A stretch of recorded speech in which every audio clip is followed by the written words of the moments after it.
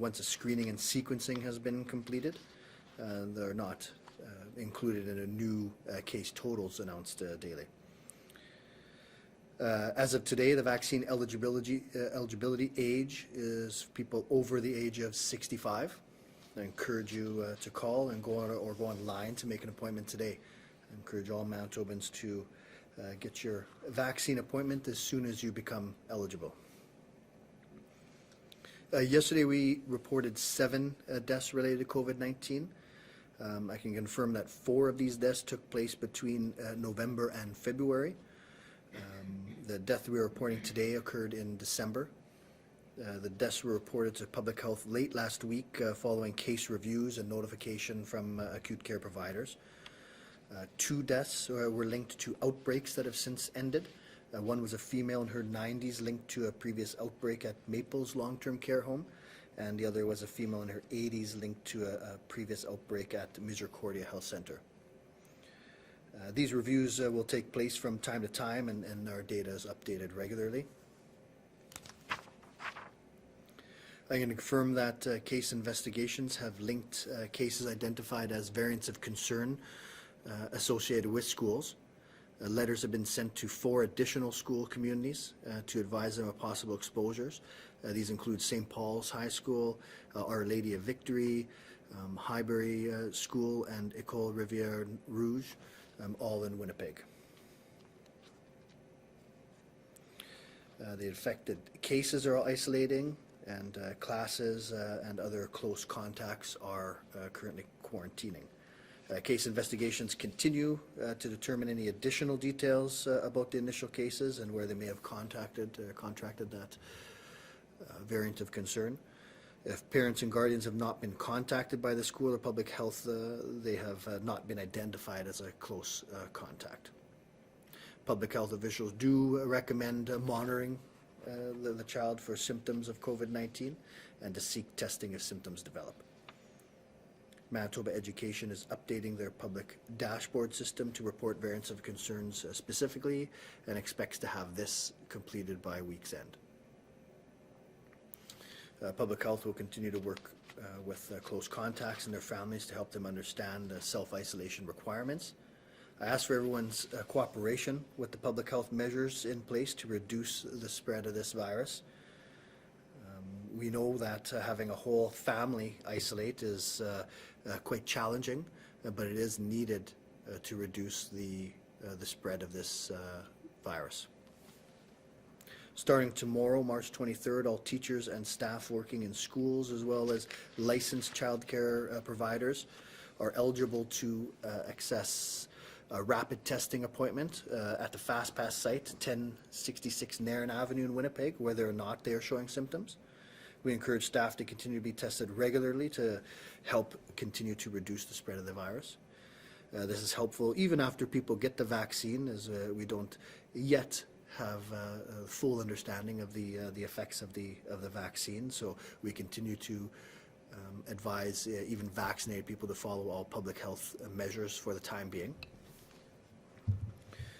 Of course, wearing masks, physical distancing, good cough etiquette will remain important for the foreseeable future. Manitobans are starting to plan or make their plans for spring break, Easter, Passover. Public health continues to advise against non-essential travel. If you do not have to travel, you're asked to stay home to help stop the spread of COVID-19 and the variants of concern. Easter and Passover are very common times for families to get together. We need to be cautious. We can think back to the issues we had following Thanksgiving in Wave 2. So our current orders allow for 1 other designated household or 2 designated people for the holidays to gather at private residences. Restaurants allow for households to eat together inside, while patios can accommodate up to 6 people from different households. Outdoor gatherings can be up to 10 people in addition to those from the residents. So I know this isn't how we wanted to spend our spring break or holiday weekend, but we do continue to need to be cautious with our case numbers slowly trending up, with the variants of concern becoming more and more an issue. We want to continue to open in a cautious manner, but we do need to do what we can to delay the transmission of this virus, delay a third wave as we are rolling out vaccine. So it's not going to be like this forever. We do have that optimism that we see the vaccines beginning to roll out, but we're still many, many weeks to months away from having enough of the population protected for us to really significantly reduce our public health measures. So thanks again for everyone's work, and happy to take some questions. Thank you, Doctor. A reminder to our reporters on the line, you will have one preliminary and one follow-up question this afternoon. Up first, from CBC Radio Canada, Zoe. Hello, Dr. Roussin. The Manitoba League of Persons with Disabilities wants people 50 and under to be included in the government's action plan. What do you answer them? You know, I think that when we're talking about the vaccine, the biggest roadblock we have right now is just the amount of doses. And so I think it's just when you have a scarce supply and there's many people who want this vaccine, then we're going to have difficulties trying to allocate it. So all of the modeling and the evidence shows that the most important risk factor, it's not the only risk factor, we realize that, but the most important risk factor is age. As we roll out this vaccine, it becomes more and more challenging the more exceptions we try to roll out. So what we're doing right now is trying to stick with the age-based program, get things rolled out. And you can note that we're traveling quite quickly down the age cohorts. So we saw today announcing again an expansion of the criteria. And so, it's very important that we get the most Manitobans protected. And by doing an age-based approach to this, for the most part, is our best approach. So we are getting that vaccine out, and as we get more and more vaccine, we're going to have more and more Manitobans eligible quite quickly. As a follow-up question, or just another question, what are the risks of going into a third wave in Manitoba with the loosening of the restrictions that are possibly coming this week? So we know that this virus is spread through interaction. And so really that was the goal of the public health restrictions dating back to our very first, during the first wave, is to reduce the way that we interact, especially outside of our household. And so as you loosen restrictions, you're going to see more and more interaction, and just like we see now, we'll see increasing in cases. Adding to that, we've now have these variants of concern, which are 50 to 70% more infectious than the wild type virus that we saw in the first and second wave. So we have to be really cautious. So any openings have to continue to be done in a cautious way. Any openings still have to be accompanied by Manitobans, continuing to follow the fundamentals. We have to keep our interactions down outside of our households, or we are going to see a third wave, and that's going to compromise our ability to rapidly vaccinate Manitobans.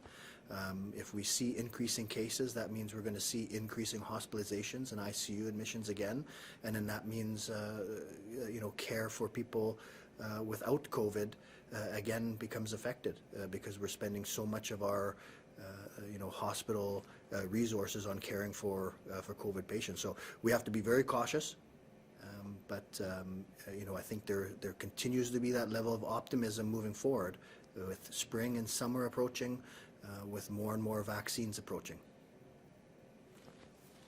From CBC Manitoba, Jill. Hi, Dr. Roussin. Canada's three westernmost provinces have seen rapidly rising cases of coronavirus variants, in some cases doubling within weeks. And health researchers that we spoke to are cautioning against reopening, saying it's the opposite of what provinces should be doing right now, suggesting we should expect the same surge here. What do you say to that? Well, I think we have to be cautious. We've been cautious. And so, just like this latest set of a potential easing of restrictions. We floated it to Manitobans who are interested in the feedback. And of course, every step of the way, we continue to follow things that are happening here and around us. So I think that we definitely need to be cautious as we move forward. We definitely have to be cognizant of the effects of the restrictions as well. So we always want to use that least restrictive means to obtain our goal, because these restrictions themselves have health impacts. So we're always trying to find that balance. And with several Manitoba schools now advising of possible exposures to variants of concern, what message do you have for parents who may be worried about this? We're hearing from some parents who are keeping kids home today in light of news that there may be a variant of concern exposure at their school. So what message do you have for parents right now who might be worried? I think, again, it's a message of caution that we have to be cautious the way we approach our loosening of restrictions. In schools, we've up to now had great results of preventing transmission of this virus, but now the variant of concern adds complexity to that. So I think we need to ensure we're sticking to the fundamentals.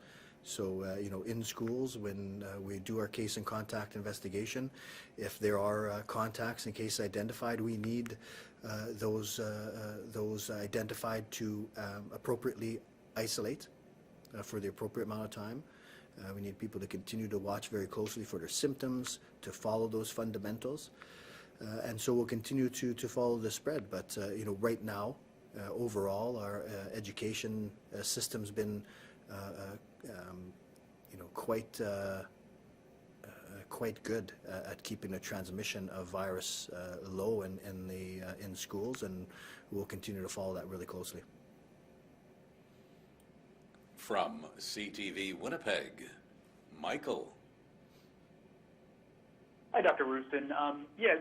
Further to variants popping up in school settings, almost all of them up recently are in the Winnipeg region. So at what point is the province considering closing the schools or the like? Is that on the table? Is there a plan basically already if these variant cases keep spreading within the school setting? So we'd never have, any option off the table that we think is in the best interest of the health of Manitobans. We know there's a lot of benefit to keeping our kids in school, and we've been able to keep them in school for the most part during this second wave. And so we're going to continue to do what we can to keep the kids and staff safe. I think right now we have an aggressive case and contact management. So we're going to have more and more people self-isolating in these schools, more and more cohorts being isolating along with their households. So we have a very aggressive approach to it. Just like in any other setting, if we start seeing increasing transmission, then we'll have to decide on what those next steps are. So we have in place, since summer, plans if necessary for to respond to cases in school. Thank you. And my second question is related to vaccinated individuals. Why not allow vaccinated people to essentially stop using masks and social distancing? Is there a percentage of the population that needs to be vaccinated where public health would consider recommending people stop using masks and social distancing? So, I think the big message is that the vaccine is our way through this pandemic. So the big message is, as soon as you are eligible for vaccine, make an appointment to get vaccinated. Encourage everyone to get vaccinated as soon as they can. Once we get more and more Manitobans vaccinated, we're going to start seeing that translating into our case numbers. We're going to see that translating into hospitalization rates. Then we can consider how we're going to manage our public health measures based on that. Right now, we're nowhere near the population level coverage of vaccine to start making those decisions. So the big message is the vaccine is here. We're still right at this point not where we want to be with the supply of that. But I just encourage Manitobans, book your appointment as soon as you become eligible. The more and more Manitobans we get vaccinated and protected, then the more likely we are to start being able to lift these public health measures. From CityNews, Stephanie. Hi, doctors, and Stephanie from CityNews.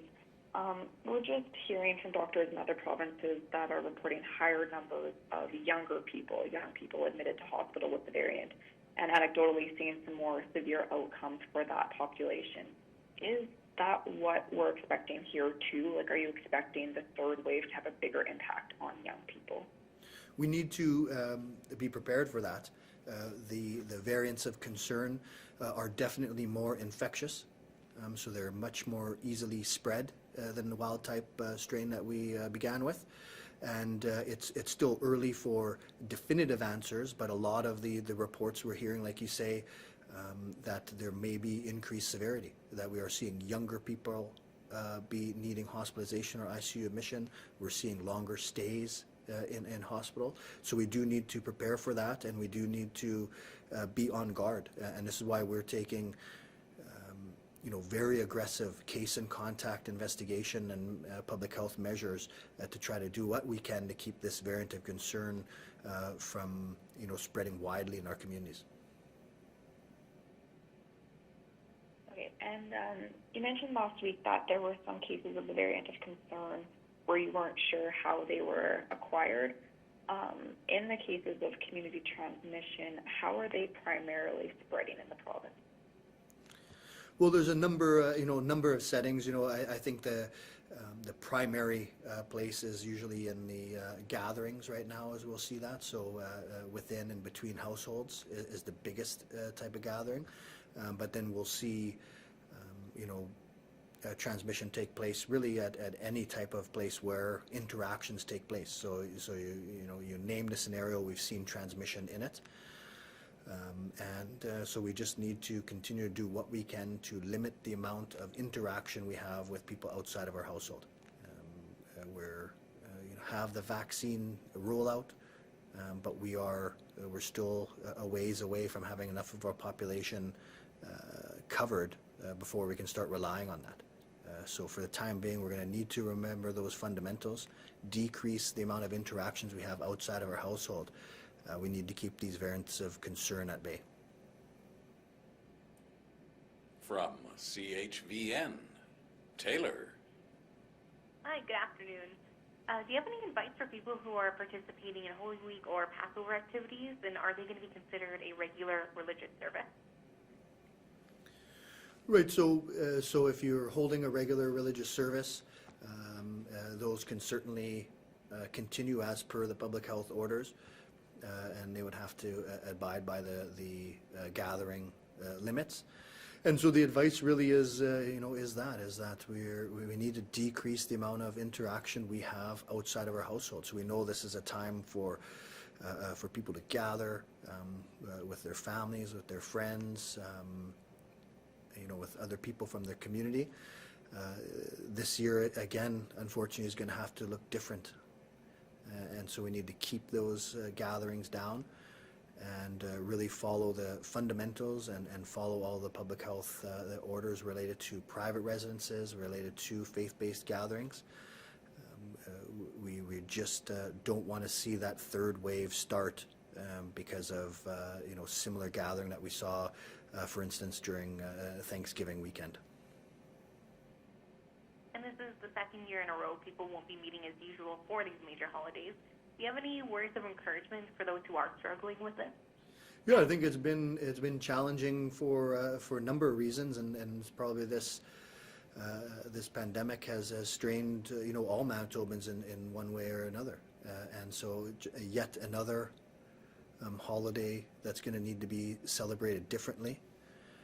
We are really hoping this is going to be perhaps the last one that has to be celebrated this substantially differently anyways. But we're still months away from the vaccine uptake that we need. And so we need to continue to follow the public health orders, continue to follow the fundamentals for a bit longer. or else we risk going into that third wave and compromising our ability to really have that good spring and summer. From the Winnipeg Free Press, Danielle. Hi, Dr. Roussin. You previously said that public health, your focus will shift from daily case counts to hospitalizations as more people are vaccinated, but hospitalizations are a lagging indicator. So will public health introduce interventions, for example, maybe a circuit breaker before the impact is felt in hospitals, and how will you know when that is about to occur? Right, yeah, and so I mean, for the until we get a significant proportion of the population covered, we can't simply rely on that. We're going to have to continue to follow things like test positivity and case counts. Once we see more and more vaccine uptake, we're going to be able to get that sense of what proportion of daily cases require hospitalization. And so once we get into more and more stable numbers, then we will be able to judge that better. We'll be able to know what the lag is and what to expect. But yeah, right now we're not in a position to simply look at that because we just don't know what to expect. Okay, thank you. And we're opening up rapid testing to staff at schools and daycares for asymptomatic surveillance. When will the province introduce more proactive COVID testing, say, within daycares and schools or in workplaces or high traffic areas for surveillance as reopening continues? Yeah, I think there's, we are continually working on ways to increase access to testing and different formats. So rapid testing, asymptomatic testing. Just like any public health approach, we have a multifaceted approach. So we have the public health restrictions, we have our public health measures, we have testing. So it is one of the components of this. And so we are looking at trying to expand that because really the goal is to try to continue to reopen things despite this virus and try to find ways to limit the spread. And so rapid testing is just yet another tool that we're going to try to utilize for that. From Global News, Brittany. Good afternoon, Dr. Roussin. Brittany from Global News. We are in spring now, and with spring comes allergy season. Is there any way for people to determine if they have allergies or if it could be COVID-19? Are there specific things people should be looking for? This is a challenge. It was a challenge last year as well, and I would say that the biggest thing is we should be erring on the side of caution.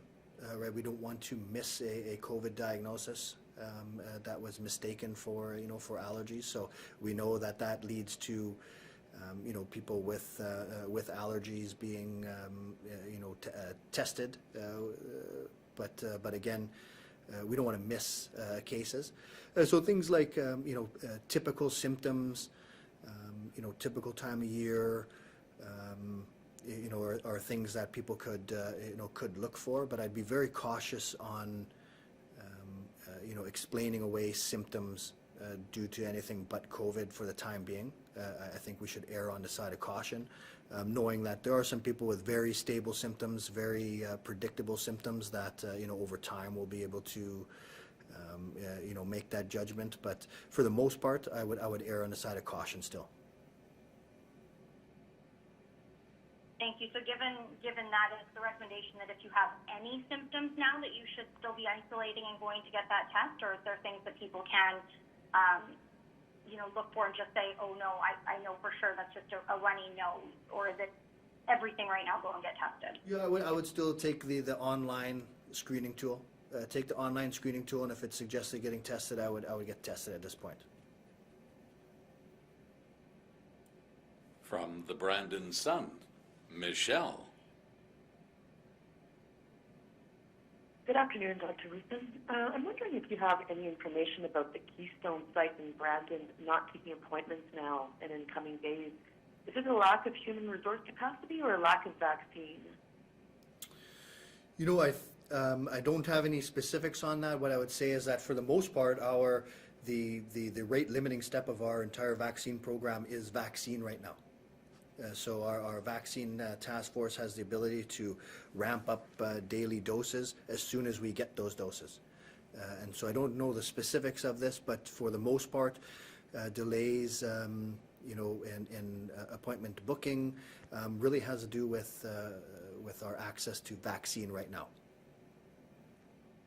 Okay, great, thanks.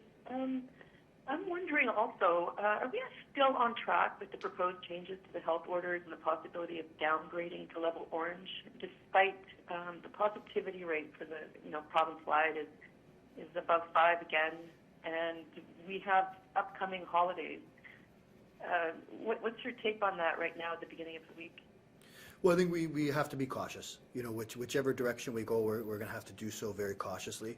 And so we're going to be out tomorrow to, announce some of those specifics that we've decided on. We're going to review the results of the Gauge MB survey and take a look again at, following our numbers, which we always do. So we'll have more details on that tomorrow.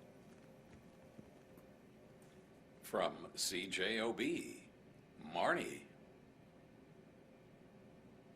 Good afternoon, Dr. Roussin. You've said repeatedly that people should get vaccinated as soon as they're able, but there's some concern that some are either holding off on getting the vaccine until it's in a more convenient location, or holding off so they can get the brands that they want, I guess. Are you concerned that that's causing people to delay getting vaccinated, and what's your message to folks that might be doing that?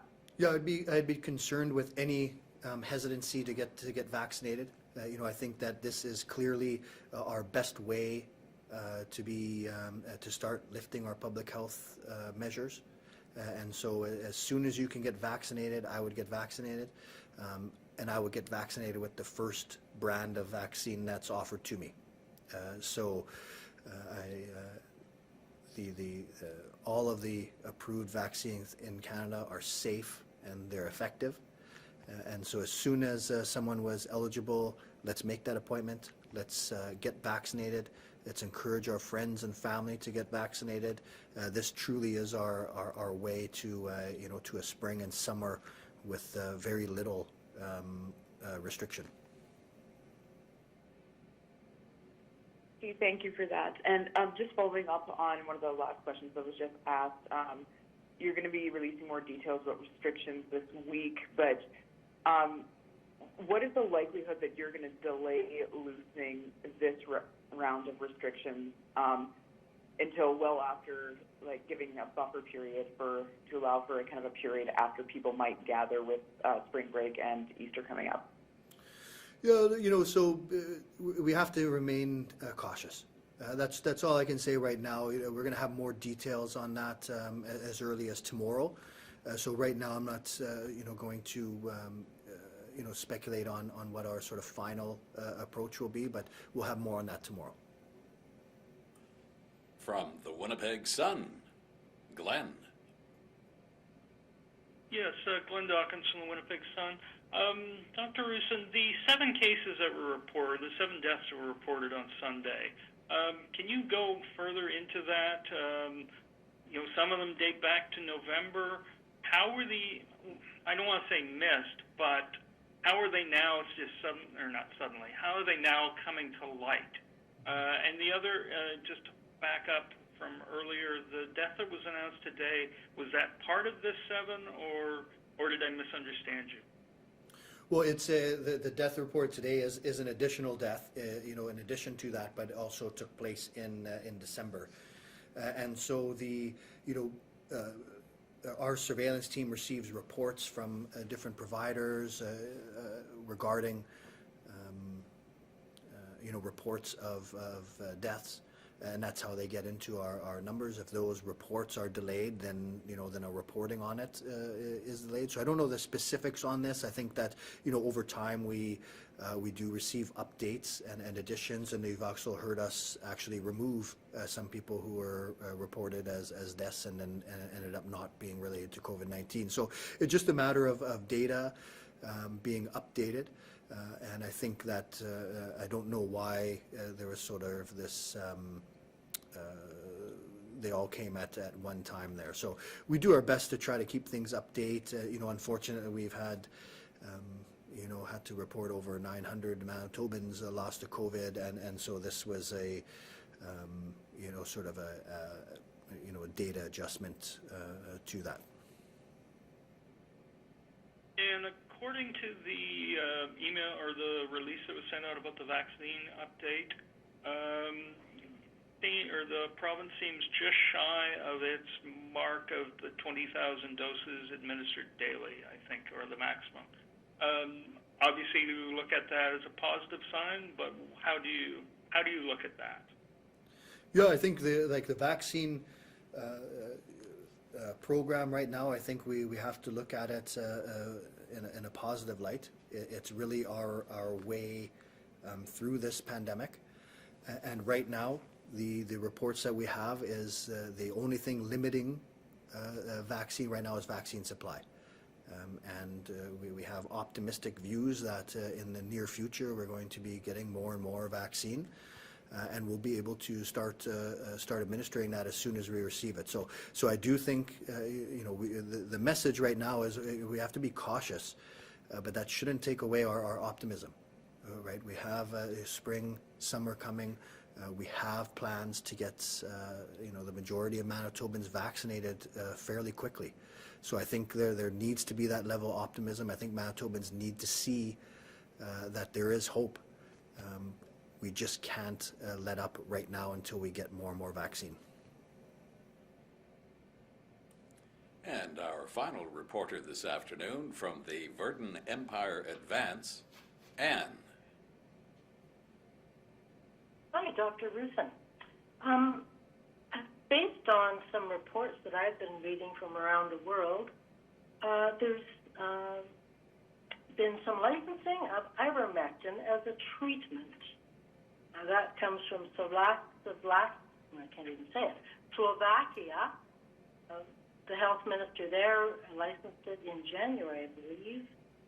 There's been studies by a Dr. Laurie, she's a medical doctor, and a evidence-based medicine consultancy limited specialist in the UK, and she's done meta-analysis. So there's indication that ivermectin is fairly effective in prophylaxis and a treatment to some degree, reducing deaths from 30% to 5% in some cases. What do we know here in Manitoba about ivermectin and the research going on there? Yeah, so there's still not a lot of information on this. And ivermectin is a drug we use for various purposes here, but not being used right now for COVID-19. I've read articles in peer-reviewed journals, and the evidence is equivocal at this point. So I think throughout this pandemic, you can list a number of medications: hydroxychloroquine, ivermectin, azithromycin. People are want to get out of this pandemic, and it'd be great to have a treatment, a medication that can get us out of this. Right now, I don't think there's significant evidence that tells us that ivermectin is that drug. But we'll continue to review that, and again, this is on the clinical aspect of it, so it's not really public health that's deciding on these things, but our clinicians on the front line that are actually treating people in hospital and treating people in ICU pay very close attention to emerging treatments for this condition, and so we'll continue to watch. But at this point, the evidence is still lacking. Thank you. That's good to know. But can you tell me why or how are the strains of concern or variants of concern? What makes them 50 to 70% more transmissible? What do they do? Does that mean we have to stay 12 feet apart? What method of transmission has changed with them? Yeah, so it's a good question. And so with these type of viruses, especially RNA viruses, they mutate over time, they change over time, and so there's a number of ways that a variant could become more infectious. One of them, and in this case, is the mutation just affects the part of the virus that binds to our cells. So every cell has to bind to our cells to be taken into the cell to start infecting. And this mutation, a conformational change of that binding area, just makes it more affinitive, more sticky to our cells. And so that's really why this virus has the strain has become more infectious. There's other ways that viruses could mutate to do that, but that's the method here. Thank you, Doctor. This concludes our media briefing.